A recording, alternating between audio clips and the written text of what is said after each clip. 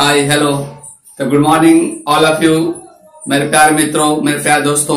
मैं आपको बताने वाला हूँ प्रॉफिट एंड लॉस एंड साथ में डिस्काउंट। अब तक हम लगभग 10 क्वेश्चन बताए हैं, उसके आगे बताए हैं। हम आपको पूरी तरह से कंसेप्ट और ट्रिक माइंड में इस तरह सेट कर देंगे कि आपको इसके बाद लाइफ में नहीं, क्योंकि हम आपको लगभग 50 to 100 क्वेश्चन रेगुलर बताएंगे इस चैनल पे। तो अब तक आप चैनल पे नए हैं तो रेड बटन क्लिक कर सब्सक्राइब कर दीजिए, साथ साथ बेल नोटिफिकेशन को भी ऑन कर दीजिएगा, क्योंकि अपलोडेड वीडियो सबसे पहले आपको मिल जाएगा। और शेयर नहीं किया तो शेयर भी जरूर कीजिएगा, क्योंकि आपके दोस्तों को भी बेनिफिट होना चाहिए, क्योंकि इस कोरोना के समय में कोई भी शिक्षा से वंचित न रह सके। ओके, तो फ्री ऑफ कॉस्ट इस चैनल पे हम आपका मैथ का सारा टॉपिक कॉम्पिटिटिव एग्जाम का क्लियर करेंगे। ओके, चलिए बिना देर के वीडियो लेक्चर को शुरू करते हैं।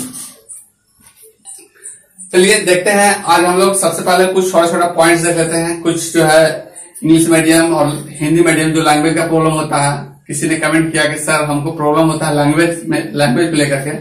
तो एक्चुअल में सुमित्रा का जो बुक है वो इंग्लिश में नहीं आता है, तो आपको मैनेज करना पड़ेगा, क्योंकि इसका जो क्वेश्चन रहता है बहुत ही स्टैंडर्ड क्वेश्चन रहता है इसमें, और कॉम्पिटिटिव एग्जाम में इससे लगभग क्वेश्चन रहता है, मिल जाता है।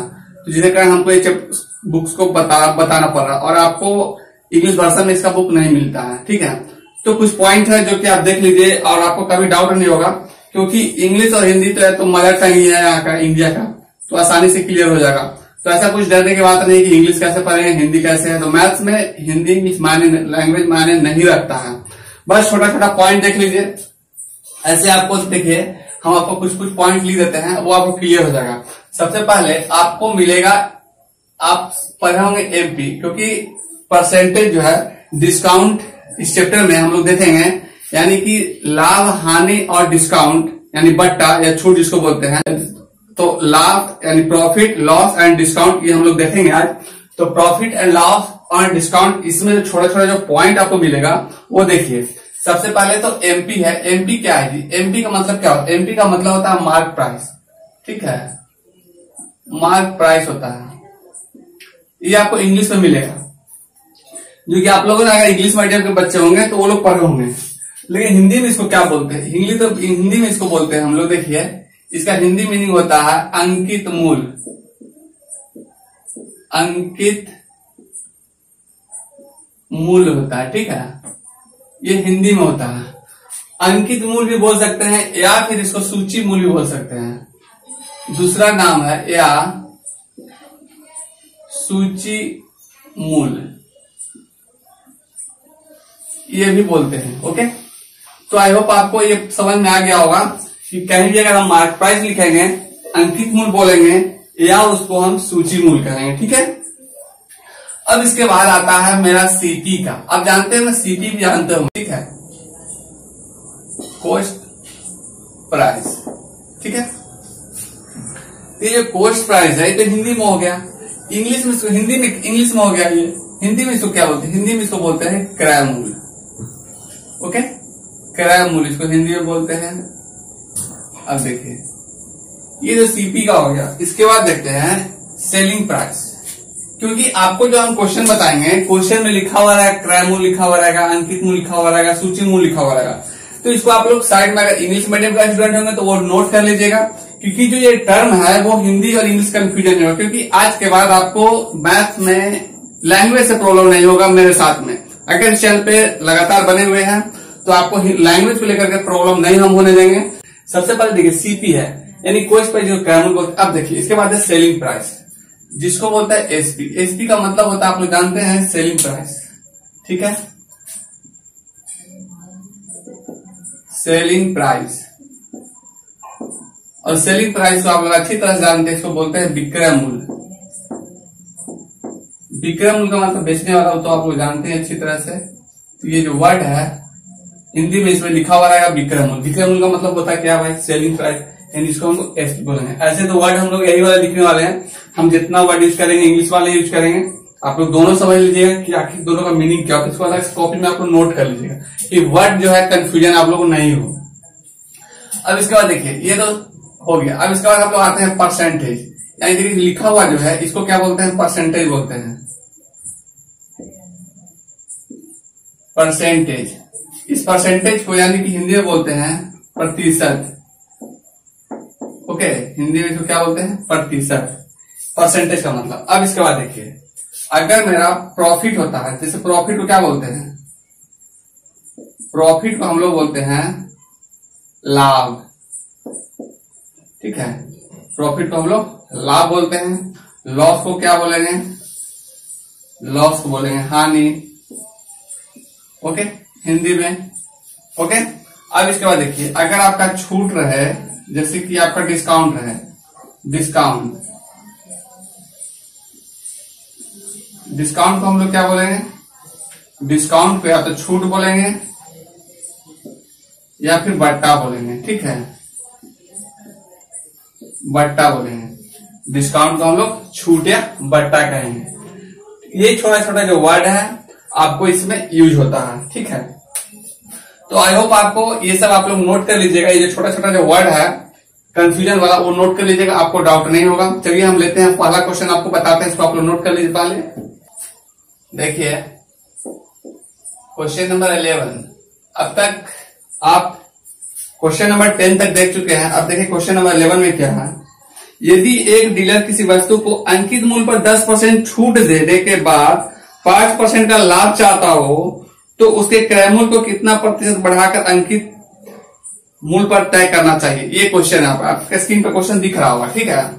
तो देखिए अब क्वेश्चन ध्यान से समझिएगा कि अगर आपको छूट की बात करें ना, तो आता है मार्क प्राइस, जिसको अंकित मूल्य। हमेशा छूट जो मिलता है वो अंकित मूल्य पर मिलता है, सूची मूल्य पर मिलता है, उसको हम लोग बोलते हैं मार्क प्राइस, एमपी। ध्यान दीजिए, उसको आप लोग नोट कर लीजिए, जो पीछे जो बताया उसको नोट कर लीजिए, क्योंकि ये सब समझ में आएगा। अब देखिए जो मार्क प्राइस है, आप मार्क प्राइस में छूट लेते हैं, तो मार्क प्राइस लिख दिए।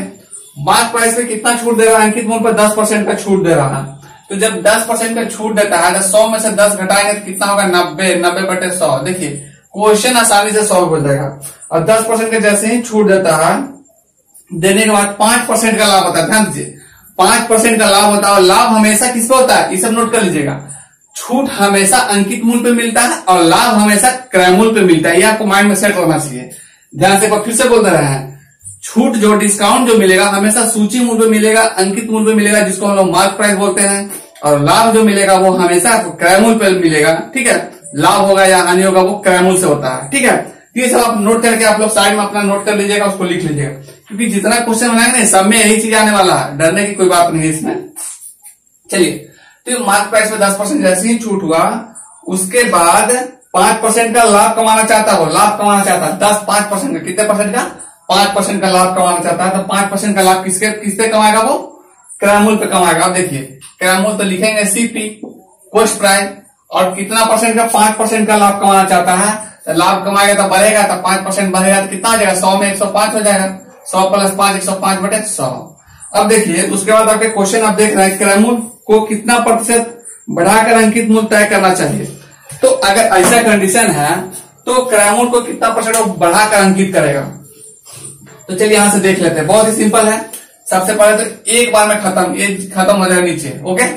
अब इसके बाद आपको कोई करना नहीं है। ये हो गया मार्क प्राइस एमपी, इस सीपी को ले नीचे, ये हो गया सीपी यानी कॉस्ट प्राइस, ये ऊपर लिखिए 105 और नीचे लिखिए 90, ओके। अब ये देखिए ये हो गया मार्क प्राइस 105 और कॉस्ट प्राइस 90। आपको तो पता नहीं था, सब प्रतिशत दो वर्ड दिया, देखिए ये आपके पास हाजिर हो गया, यानी मार्क प्राइस ये हो गया, कॉस्ट प्राइस ये हो गया।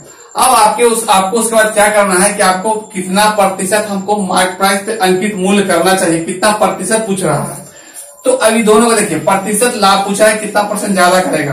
तो प्रॉफिट परसेंटेज जो इसका होगा, प्रॉफिट परसेंट देखिए 90 में 105 में से 90 घटाइएगा तो लाभ कितना हो जाएगा आपका? 15, ठीक है। लाभ बटे क्रय मूल्य गुने 100। ध्यान दीजिए, लाभ बटे क्रय मूल्य गुने 100, क्रय मूल्य कितना है? 90 है यहाँ पे, और गुने 100। अब देखिए 15 × 6 = 90, 6 और 2 × 3 = 6 और 2 × 50 100, 3 से भाग दीजिएगा तो कितना आएगा? 16.2/3%। कितना आएगा? 16.2/3%, 50/3 कीजिएगा तब। बस ये आपका आंसर हो गया। देखिए ऑप्शन देखिए आपको स्क्रीन पे दिख रहा होगा, हम भी देख लेते हैं कितना है, ठीक है। देखिए 2 नंबर में आपका दिया हुआ है आंसर, जो है आपका इसका 11 का 2 है। बस 2 नंबर लगा के हिट कर दीजिए, बहुत ही simple, direct within a second आप क्वेश्चन को ठोकिएगा।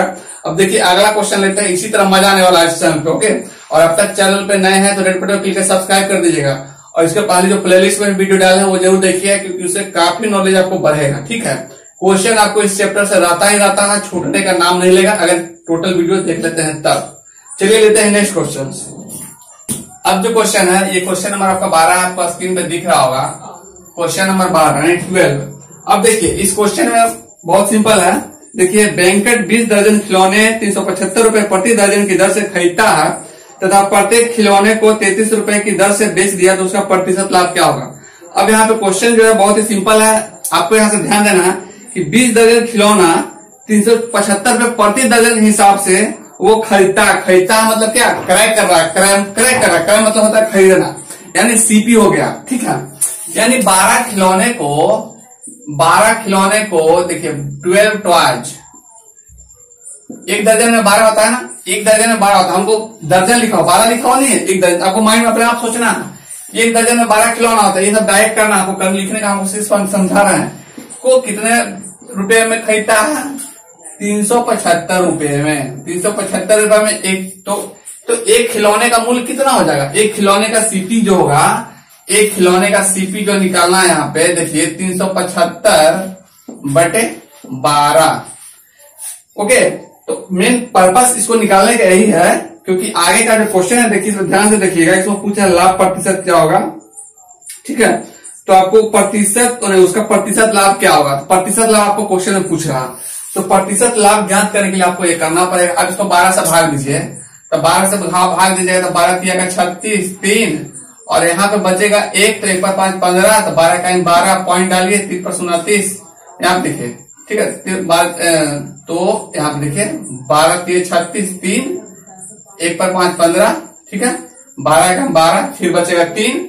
अब उस पर एक 0 डालिएगा तो 30 हो जाएगा, तो 12 दूनी का 24, फिर 6 डालिएगा, फिर 0 पॉइंट है तो 0 डालिएगा, तो 12 50 60। या भाग करके देख सकते हैं, एग्जाम में तो डायरेक्ट करना पड़ेगा ना आपको इतना, ये सब कॉम्पिटिटिव एग्जाम में डायरेक्ट ही करना है। सिर्फ हम तो ये लिख कर बता दें, लेकिन डायरेक्ट करना है। विदिन अ सेकंड क्वेश्चन आपको उड़ाना है, समझाने के लिए बता दें। ठीक है, अब जब कॉस्ट प्राइस आपका इतना आ गया, तो कॉस्ट प्राइस के बाद आपको खिलौने का देखिए लिखा हुआ 33 रुपए की दर से बेचता है। 33 रुपए में खिलौने बेचता है, ध्यान दीजिए, खिलौना जो बेच रहा है वो एसपी वो 33 रुपया में बेच रहा है। 33 रुपया में आपको लाभ पूछ रहा है, देखिए लाभ पूछ रहा है, तो लाभ पूछा भाई तो बहुत आसान है, लाभ प्रतिशत, तो प्रॉफिट परसेंट लिख दिए। देखिए ध्यान दीजिएगा, लाभ प्रतिशत लिखिए, प्रॉफिट परसेंट लिखिए, बात वही है, दोनों लैंग्वेज है, हिंदी लिखिए इंग्लिश लिखिए, मैटर ये नहीं रखता, आपको सही बनाने से मैटर रखना है। ठीक है, यहाँ पे बात यह है कि आपको सही बनाना है, सही बनाने के लिए आपको सब कुछ पीछे का लिख दिया है, उसको समझ लीजिएगा। हिंदी इंग्लिश लैंग्वेज प्रॉब्लम आपको बिल्कुल नहीं होगा। अब देखिए प्रॉफिट परसेंट यानी पी परसेंटेज, जिसको हम शॉर्ट में लिखते हैं प्रॉफिट परसेंट। अब इसको देखिए लाभ कितना हो रहा है, 33 में से 31.25 घटाइएगा तो आपको 1.75 आ जाएगा। घटा के देखिए आपका आएगा, क्योंकि एग्जाम में तो डायरेक्ट करना है ना, आपको भी बताएंगे तभी आप डायरेक्ट कीजिएगा। अब इसके बाद लाभ हो गया, क्रय मूल्य कितना है, सीपी लाभ बटे क्रय मूल्य 31.25 गुने 100। ठीक है, अब यहाँ पे पॉइंट मैटर नहीं करेगा, इसलिए नहीं करेगा क्योंकि यहाँ भी 2 डिजिट के बाद पॉइंट है, यहाँ भी 2 डिजिट के बाद पॉइंट है, तो ये दोनों पॉइंट क्या हो जाएगा, आउट हो जाएगा।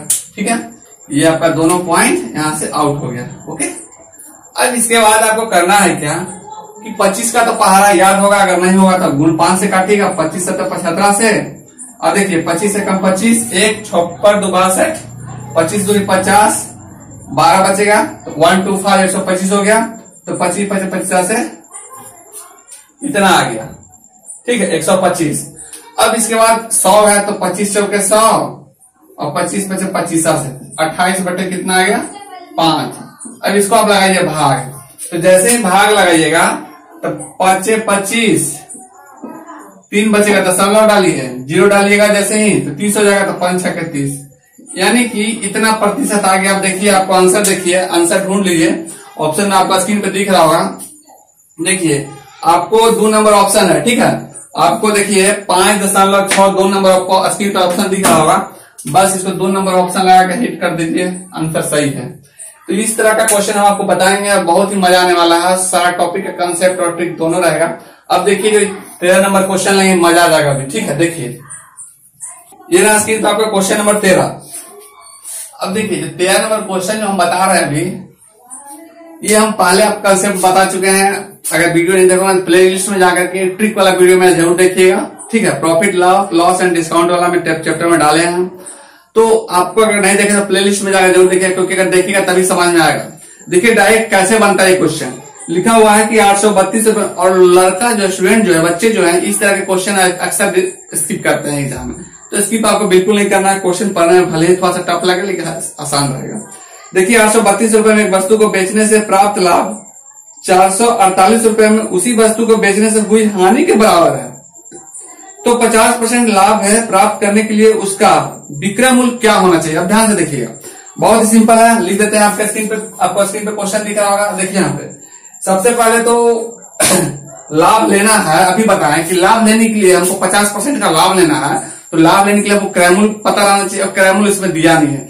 तो क्रय मूल्य निकालने का हम ट्रिक पीछे का वीडियो में बता चुके हैं। देखिए पीछे का वीडियो में हम बता चुके हैं कि लाभ मतलब क्रय मूल्य निकालने का तरीका क्या है। इस तरह से रहेगा कि जितना लाभ होता है उतना ही हानि होता है। उस कंडीशन में क्या होगा, देखिए 832 लिखिएगा, 832 प्लस 448/2 कर दीजिए, आपको देखिए अभी तुरंत बन जाएगा। अब कुछ नहीं है, बन गया आंसर आपका आ गया। देखिए इतना लिखते ही आपका आ जाएगा आंसर। देखिए यहाँ पे इसको ये दोनों को ऐड कर दीजिए, जैसे ही ऐड कीजिए आपका क्रय मूल्य निकल जाएगा। देखिए 8 2 10 के 0 हासिल 1, 4 3 7 और 1 8 है, और 8 4 12/2 लगाइए बाहर।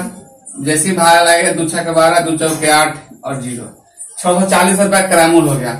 तो आपको बोल रहा है कि 50% लाभ लेकर के कितना में बेचेंगे, तब देखिए बस क्रय मूल्य निकल गया तो कर देते हैं। देखिए सेलिंग प्राइस क्या होगा, 640 का 50%, 100 में 50 जोड़ देंगे 150 हो जाएगा, बटे 100 कर दीजिए।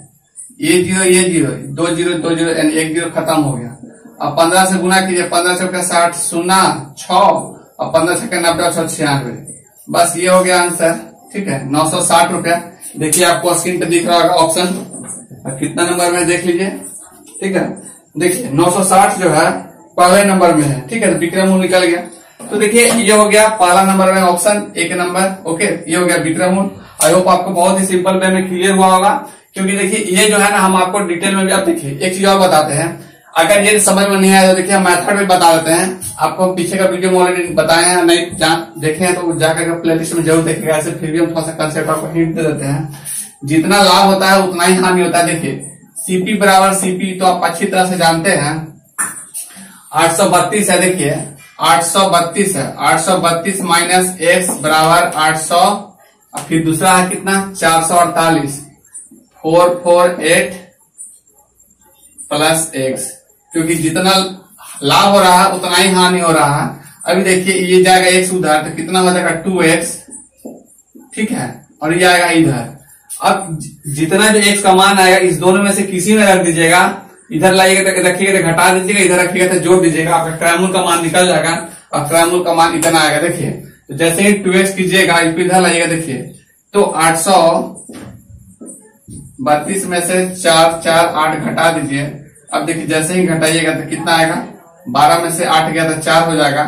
अब यहाँ पे 12 बचा, फिर 12 बचा, तो 12 में से 4 जाएगा तो 8 हो जाएगा। यहाँ पे बचेगा कितना, यहाँ बचेगा 7, क्योंकि आप यहाँ 5 ले चुके थे, 7 में से 4 जाएगा तो 3 बचेगा, ठीक है। तो x का मान कितना होगा, देखो x बराबर भाग दे दीजिए, 2 1 2, 2 9 18 और 2 दूनी के 4, यानी 192 रुपया। अब 192 रुपया इन्हें घटा दीजिए चाहे इन्हें जोड़ दीजिए। चलिए हम घटा के देखते हैं, क्योंकि दोनों तो सीपी है। अब देखिए सीपी कितना हो जाएगा, 8 3 2 माइनस 1। अब इसका मान रख दीजिए, क्योंकि ये लंबा मेथड है, ठीक है। हम आपको ट्रिक वाला बता दिए, ये कंसेप्चुअल मेथड, इसको भी आपको समझ लेना। देखिए 832 है, तो 832 में से 192 घटाइए तो हो जाएगा 0, ठीक है। अब 9 है, यहाँ पे 9 लिखिएगा तो 13 में से 9 जाएगा तो 4 हो जाएगा, ठीक है। अब यहाँ पे देखिए एक तो ले लिए थे 5 अभी, अब यहाँ बच गया 7, 7 में से 1 जाएगा तो 6 हो जाएगा, यानी कि 640 रुपया। देखिए अभी क्रय मूल्य यहाँ पे निकाल लेना। तो एग्जाम में ऐसे नहीं निकालना है, तो हम आपको कंसेप्ट के लिए बताए थे।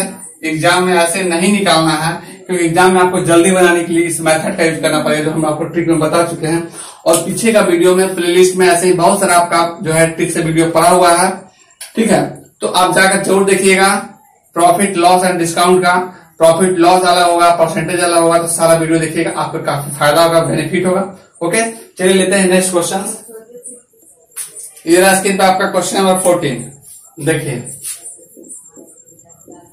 अरे जो 14 नंबर है आपके स्क्रीन पे देखिए, लिखा हुआ है कि प्रभु 30 किलोग्राम चावल 17 रुपए 50 पैसे प्रति किलो की दर से तथा अन्य प्रकार के 30 किलो चावल खरीदता। अन्य प्रकार के 30 किलो चावल खरीदा, टोटल 60 किलो चावल खरीदा। ठीक है, अब दोनों को मिक्स किया, 18 रुपए 60 पैसे प्रति किलोग्राम की दर से बेचता है, उसको 20% का लाभ होता है।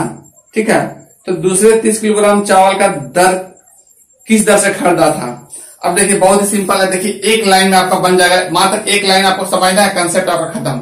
ठीक है, मात्र एक लाइन समझना। देखिए हम आपको बहुत ही सिंपल वे में समझाएंगे। पहली बात क्या है, जो चावल है ना वो 30 किलोग्राम, पहला लिखा है 30 किलोग्राम चावल है, वो 30 किलोग्राम चावल जो है 17 रुपया 50 पैसे प्रति किलो की दर से, तो 30 किलो चावल का दाम निकल जाएगा मेरा। 1 किलो चावल का दाम दिया हुआ, गुना करेंगे तो 30 किलो चावल का दाम निकलेगा ना।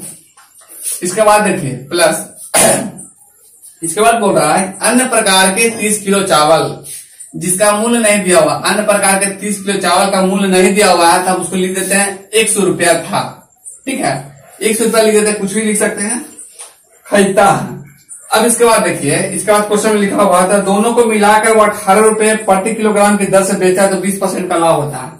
अब देखिए ये टोटल चावल कितना हो गया आपका, 60 किलो चावल हो गया, तो हम इसको 1 किलो चावल का क्रय मूल्य निकाल लेते हैं, यानी 60 से भाग दे देते हैं। ठीक है, यानी कि हम इतना खरीदे थे ना, टोटल खरीदे थे हम, और हम इसको निकाल लेते हैं 60 से भाग देकर के 1 किलो चावल का दाम, क्योंकि हम बेचने का जो है 1 किलो चावल का बेचने वाला मूल्य दिया हुआ, तो हमको गुना करने का झंझट उतना नहीं करेंगे, डायरेक्ट हम 60 से इसको भाग देंगे। और इसको लाभ कमाने के लिए जब हमको जैसे ही बोला 20% लाभ, तो हमेशा हम क्रय मूल्य पे लाभ कमाते हैं। तो 1 किलो चावल मेरा ये है, 120/100 लिख दिए, और उसके बाद हम बेचते हैं कितना में, क्योंकि आपके बेचने वाला मूल्य पे आ गया है, इसको 18 रुपया 60 पैसा लिखते हैं, 18 रुपया 60 पैसे की दर से हम बेचते हैं। ठीक है, प्रति किलो की दर से। अब यहाँ पे क्वेश्चन देख लीजिए ध्यान से, आपका बन गया, अब करना कुछ नहीं है, अब करना यही है कि काट देना है, 60 एकम 60 और 60 दूनी का 120 हो जाता है। ओके, और ये पॉइंट जो है इसको यहाँ से हटा दीजिए और यहाँ पे 100 लिख दीजिए, ये 100 और ये 100 भी खत्म हो गया। ठीक है, तो अब आपको यहाँ पे दिख रहा होगा कि यहाँ पे 2 बचा है, तो इस 2 को भी यहाँ से काटिए, तो 2 9 18, 2 तरीके 6 और 0, यानी कि 930 हो गया। देखिए सब खत्म हो गया। अब बचा यहाँ पे, अब इसको भी खत्म हो गया। 1 0 तो पॉइंट के बाद तो ऐसे भी काउंटर नहीं होता है, 0 है तो हटा दीजिए, बचा पॉइंट के बाद 1, तो 0 यहाँ जाकर के मैनेज करेगा यहाँ पे। ठीक है, अब सिर्फ ये 0 इस पॉइंट को मैनेज करेगा, तो 0 भी खत्म होगा। अगर 0 यहाँ से हटा दीजिएगा तो ये 0 आउट हो जाएगा। ठीक है, ये सब ट्रिक है, कैलकुलेशन का ट्रिक है, हम आपको सारा सब कुछ का ट्रिक बताएंगे। ये कैलकुलेशन का ट्रिक है। आप देखिए हमको मात्र 3 से 175 तो गुना करना है, क्योंकि ये 0 भी खत्म है। अब देखिए जैसे कि 3 से कीजिएगा तो 3 5 15 का 5 हासिल है, 17 तिया 51 और 1 होगा 52। ठीक है, 525 हो जाएगा। अब यहाँ पे देखिए 30 x है बराबर 930, इतना ही बचा है ना आपके पास। क्या था, कुछ नहीं था, मात्र एक लाइन में खत्म हो गया। अब मात्र देखिए, अब इसको ले जाके इन्हें घटा देना है, तो क्या कीजिएगा, 30x लाके घटाइएगा तो कितना होगा, देखिए 5 है 0 है, तो पैसा चलेगा, तो यहाँ बचेगा 5। ठीक है, अब यहाँ 2 बच गया, 2 और 2 0, और फिर यहाँ पे 5 है। ठीक है, तो 9 में से 5 जाएगा तो कितना बचेगा, 4। अब देखिए ये हो गया ना 30x बराबर 405। अब यहाँ से आपको देखना है कि जैसे ही कि 30 है, इसको काट दीजिए, 3 से काटिए, 3 से काटिए, ज्यादा नहीं काटिए, आपको 3 से काटना है। 3 एकम 3, 3 दहा का 30। ठीक है, 3 से काटिए, 3 इकाई 3, 10 बचा था, 3 तरीके 9 और 3 5 15। ठीक है, तो 135 हो गया। तो x बराबर क्या हो जाएगा, क्योंकि 0 है नहीं तो पॉइंट लगेगा ना, 13.5। यानी कि ये जो 30 किलो चावल का तो जो दाम पूछ रहा था, जिसको हमको 1 से मानते इसी का प्राइस पूछ रहा था कि उसको हम किस दाम से हम खरीदेंगे, तो उसको खरीदे हम 13 रुपये 50 पैसे की दर से। ठीक है, इसका जो मूल्य हो गया वो 13 रुपये 50 पैसे की दर से हो गया। ठीक है, अब देखिए आपको ऑप्शन में मिल जाएगा अभी, आपके स्क्रीन पे ऑप्शन दिख रहा होगा। देखिए ये आपको 4 नंबर का ऑप्शन है, 13 रुपये 50 पैसा। ठीक है, 0 डाल दीजिए, पॉइंट के बाद आप 0.5 या 0। ठीक है, 13.50 हो गया। ओके, ये आपका ऑप्शन नंबर 4 है। चलिए इसको हम लोग लिख देते हैं ऑप्शन नंबर 4। तो आई होप आपको ये भी क्लियर हो जाएगा। कितना मात्र एक लाइन आपको समझना है, चाहे कितना भी बड़ा क्वेश्चन हो, मात्र हम आपको सारे क्वेश्चन का वन लाइन आंसर बताने वाले हैं, वो भी ट्रिक से। ठीक है, तो चलिए लेते हैं नेक्स्ट क्वेश्चन। ये रहा स्क्रीन पे आपका क्वेश्चन नंबर 15। अब देखिए ये 15 नंबर जो क्वेश्चन है ना, लिखा हुआ एक दुकानदार ने 5% छूट देकर एक वस्तु को बेचा और 23.5% लाभ कमाया। यदि वह कोई छूट नहीं दिया होता तो उसका प्रतिशत लाभ क्या होता। देखिए अगर वो छूट नहीं दिया होता तो उसका प्रतिशत लाभ आपको बताना है। देखिए बहुत ध्यान से क्वेश्चन समझिएगा। पहली बात की क्वेश्चन में लिखा हुआ है कि दुकानदार 5% छूट देता है। जैसे ही छूट का बात आया ना तो आपको समझ लेना है कि ये अंकित मूल्य का बात कर रहा है, मार्क प्राइस का बात कर रहा है। ठीक है, तो मार्क प्राइस पे हमेशा छूट मिलता है, तो लिखिए मार्क प्राइस एमपी। छूट दे रहा है 5% का, तो एमपी में 100 में से 5 घटाइएगा तो कितना हो जाएगा 95/100। ओके, अब इसके बाद क्वेश्चन दे रहा है बस छूट देकर एक वस्तु को 37% का लाभ कमाता। अब जैसे लाभ फिर कमाने वाली बात आई, तो लाभ कमाता किस पे है, क्रय मूल्य पर। तो सीपी का देखिए 23% का लाभ कमा रहा है। 100 प्लस 23.5 तो कितना हो जाएगा 123.5, 123.5/100। ओके, जब इतना आ गया तो अब इसमें आपको पूछ रहा है तो उसका प्रतिशत लाभ क्या होगा यदि वह छूट नहीं दिया होता। अब जो बोल रहा है क्वेश्चन में कि अगर ये छूट नहीं दिया होता 5%, तो उसका यानी कि मार्केट प्राइस में बेच दिया होता, अंकित मूल्य पर ही वस्तु को सेल कर देता, यानी अंकित मूल्य को ही सेलिंग प्राइस बना देता, तो उसको लाभ क्या होता है, ये क्वेश्चन में बोल रहा है। देखिए बहुत ही आसान से बन जाएगा ये। सबसे पहले तो आपको ये यहाँ पे 100 को उड़ा देना है, ये 100 और ये 100 खत्म। ठीक है, ये 100 खत्म हो जाने के बाद अब देखिए ये जो एक पॉइंट है, ये पॉइंट को हम यहां से हटा देते हैं, यहाँ पे आ जाता है 10। ठीक है, ज्यादा झंझट करने का कुछ नहीं, ज्यादा काट छाट नहीं करना, हो गया। देखिए अब एमपी बराबर लिख दीजिए यहाँ पे, और इस सीपी को ले आइए यहाँ पे। जैसे ही इसको यहाँ छोड़े इसको यहाँ लाए, उसी तरह इसको यहाँ ले आइए। तो कितना हो गया 12.35/95, और 0 से कर दीजिए गुना, तो 950 हो गया। ठीक है, यानी मार्क प्राइस हो गया और क्रय मूल्य हो गया। अब क्वेश्चन में बोल रहा है कि अगर छूट नहीं देते तो मार्क प्राइस पे वस्तु को बेचते, यानी कि इसी को सेलिंग प्राइस बना देते, तो हमको लाभ क्या होता। तो उस कंडीशन में क्या करेंगे, देखिए लाभ बटे क्रय मूल्य, तो प्रॉफिट परसेंट क्या हो जाएगा, लाभ बटे क्रय मूल्य गुणे 100। अब यहाँ पे देखिए ये जो आपका 50 है और इसको घटा दीजिए, 950 में से इसको घटाइएगा तो यहाँ पे हो जाएगा 5, घटाइए, लाभ लेंगे ना हम, डायरेक्ट घटाइए, 5 13 में से 5 जाएगा तो 8 हो जाएगा, यहाँ बचेगा 1, 11 में से 9 जाएगा तो 2 हो जाएगा, यानी कि 250 ही हो गया, या लाभ हो गया। अब क्रय मूल्य कितना था, हमेशा तो परसेंटेज तो क्रय मूल्य पे नीचे रखेंगे ना, तो 950 लिख देंगे, ये हो जाएगा गुने 100।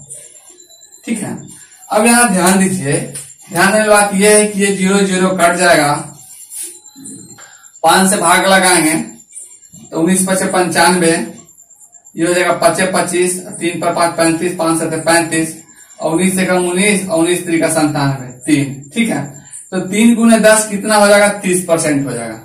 कितना सिंपल ये बताइए, है कुछ कोई क्वेश्चन में जाने नहीं है, बता देते हैं आपको, बट कंसेप्ट और ट्रिक माइंड में रखिए, सारा क्वेश्चन हम सॉल्व करवाएंगे, एक लाइन नहीं, बस इसको बनाना है, सॉल्व क्वेश्चन हो गया, आगे तो कुछ था नहीं। देखिए ये ऑप्शन है, देखिए 3 नंबर, 15 का 3 है। ठीक है, तो 15 का 3 है, इसको हिट कर दिए, 15 का 3 नंबर लगाकर डायरेक्ट। ओके, तो आई होप आपको सारा क्वेश्चन एकदम सिंपल वे में क्लियर होगा, और अभी तक चैनल का अपना है तो रेड बटन में क्लिक कर सब्सक्राइब जरूर कर लीजिएगा, क्योंकि इस तरह का वीडियो आपको यूट्यूब पे, पूरे यूट्यूब पे नहीं मिलने वाला है। ठीक है, कंसेप्ट और ट्रिक साथ में मिलेगा, ये पॉसिबल ही नहीं है, हम आपको देंगे। ओके, और पूरा मैथ का चैप्टर कंप्लीट करेंगे इसी चैनल पे। चलिए लेते हैं नेक्स्ट क्वेश्चन।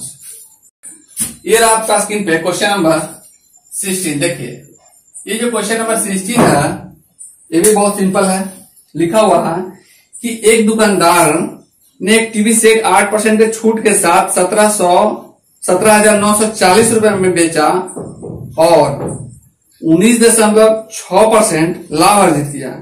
यदि उसे छूट नहीं दी होती तो उसका अर्जित लाभ क्या होता। अब देखिए छूट नहीं दिया होता, फिर से वही क्वेश्चन बोल रहा है, लेकिन इस क्वेश्चन में थोड़ा सा ट्विस्ट है, ध्यान दीजिएगा। लिखा हुआ है कि एक दुकानदार ने टीवी सेट 8% के छूट के साथ 17,940 में बेचा। अब देखिए, यानी कि छूट जैसे ही बोल दिया तो छूट बोलने का मतलब है कि मार्क प्राइस, अंकित मूल्य, जिसको सूची मूल्य बोलते हैं। तो मार्क प्राइस लिख दिया एमपी और इस पे छूट दिया कितना, 8%। तो 100 में से 8 घटा दिए तो हो गया 92, यानी कि 92/100। और बेच रहा है, ठीक है, छूट देने के बाद बेच रहा है, तो बेच रहा है कितना, 17,940 में, 17,940 यानी 17,940 रुपीज में वो सेल कर रहा है। अब इसके बाद देखिए क्वेश्चन में यही है यहाँ पे।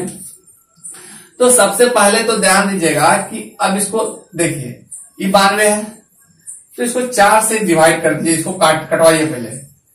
23 चौके 92, 4 से कटाए तो 23 आ गया। यहाँ पे 4 से करते हैं, 4 चौके 16, 1 बचे 1 पर 9 19, 4 चौके 16, 3 पर 4 34, 4 8 32, 2 पर 0 20, 4 5 20, ये आपका कट गया। ओके, अब आपको 23 से काटना है, 23 से कटता है कि नहीं ये देखना है। चलिए 23 से हम भाग लगाते हैं। अब दिक्कत ज्यादा लगेगा तो यहाँ पे लिख दीजिएगा 4 4 8 5 और भाग लगा दीजिएगा फटाक से 23। ऐसे तो हम काट देते, लेकिन आपको हो जाएगा दिक्कत कि सर कैसे आगे। देखिए 23 से कम 23, यहाँ पे लिखिए 23, यहाँ पे 1 हो गया, यहाँ पे 2 हो गया, फिर 1 डिजिट उतारिए 8। ओके, अब यहाँ पे 23 9 2 7, 9 बार पहाड़ी 23 का पहाड़ है, 23 9 207, 207 कीजिएगा तो इतना आ गया। अब यहाँ पे 1 लिखिए, 1 लिखिए, कट गया 11, ऊपर से ऊपर 5 और 23 पचे 15, 195। ठीक है, 23 को काटिएगा, 23 से कम 23 और 23 यहाँ पे हो जाएगा 195।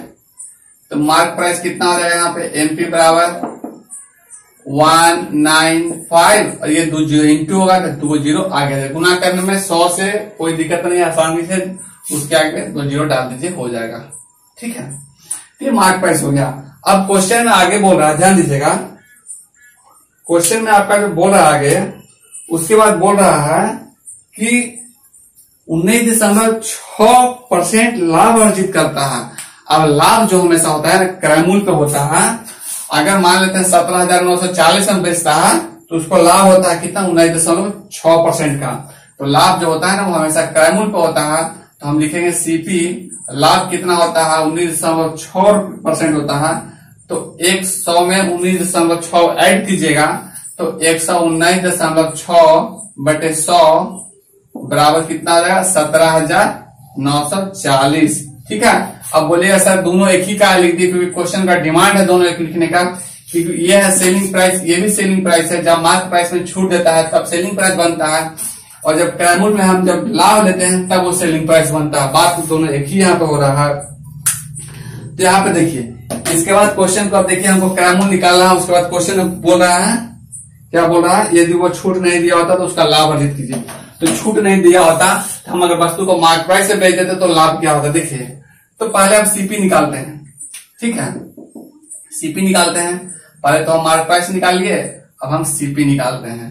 तो सीपी निकालने का फंडा सिंपल है, ये पॉइंट हटाइए तो 0 हट जाएगा यहाँ से। ठीक है, नीचे 0 आ जाएगा।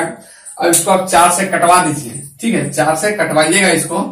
तो 4 दूनी के 8, 3 पर 9 39, 4 9 36। ठीक है, 3 पर 6 36, 4 9 36, 4 से भाग दे दिए। अब इसको भी आप 4 से भाग दे दीजिए। 4 चौके 16, 1 पर 9 19, 4 चौके 16, 3 पर 4 34, 4 8 32 और 4 5 20। ठीक है, ये इतना हो गया। अब जब इतना हो गया तो भाई अब इसको क्या कीजिए ना कि देखिए, एक बार इसको भाग लगा दीजिए, आपका खत्म हो जाएगा। कितना है, 4 4 8 5 को आपको भाग लगाना है कितना से, 299 से डायरेक्ट लगा दीजिए, खत्म। एक बार में कहानी हो जाएगा, कुछ करने की जरूरत ही नहीं पड़ेगा। एक बार में लगाइए 299।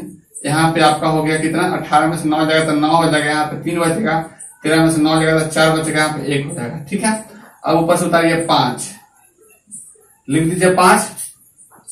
अब 5 बार पहाड़ पर ये देखिए ये आ जाता है, 5 45 के 5 4, 5 45 4 49 के 9 4, 5 10 7 14। ठीक है, यानी खत्म खत्म खत्म खत्म, यानी सब कट गया। ठीक है, यानी 15 है। तो आप इसको 15 बार में ही काट दीजिए। देखिए एक बार में खत्म हो गया, उतना झंझट नहीं करना था, इसलिए कर दिया। तो सीपी बराबर कितना हो गया, देखिए 15। अभी 3 को जो गुना करने वाला है ये डाल दीजिए, 1 0 2 0 3 0, 15,000 आपका हो गया।